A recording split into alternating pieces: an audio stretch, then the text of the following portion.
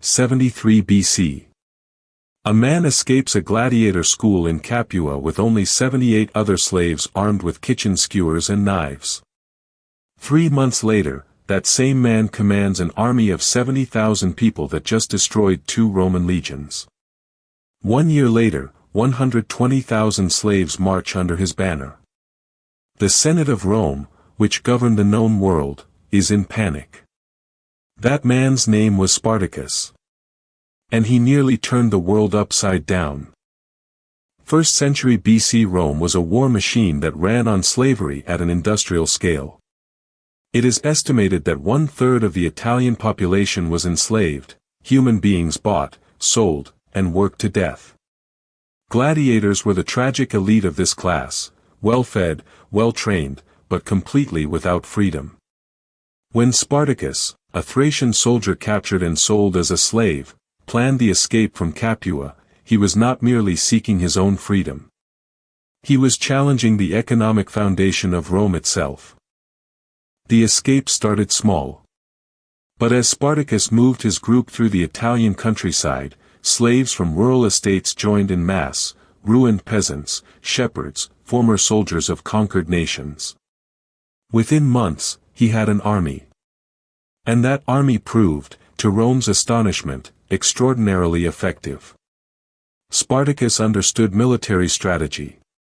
He organized infantry, built cavalry with captured horses, and at the Battle of Mount Vesuvius used grapevines to climb down a cliff and attack the Roman flank in a maneuver they never saw coming. In 72 BC, Spartacus's army reached the far north of Italy, just steps away from the Alps and freedom. Then he did something historians still debate: he turned back and marched south. Why? Perhaps his army refused to leave. Perhaps he believed he could actually defeat Rome. A terrified Rome handed command to Marcus Licinius Crassus, the richest man in the world, who deployed a brutal tactic: decimation, executing 1 in every 10 Roman soldiers who had fled battles against the slaves. With fear renewed, the legions advanced. Spartacus died in the final battle in 71 BC.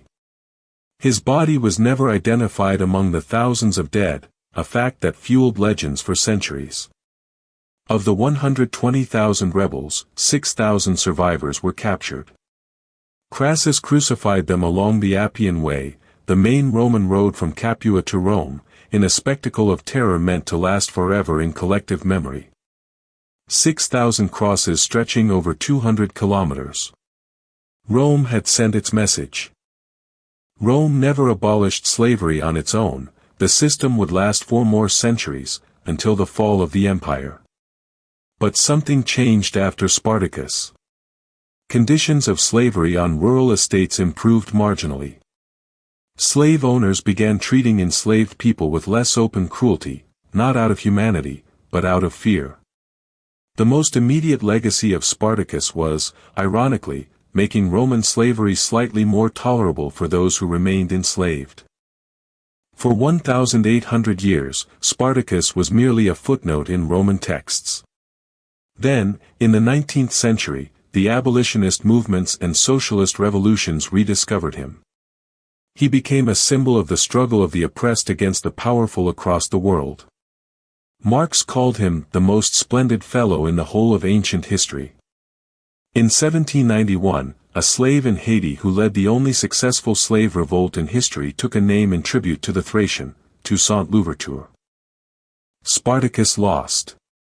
Rome won.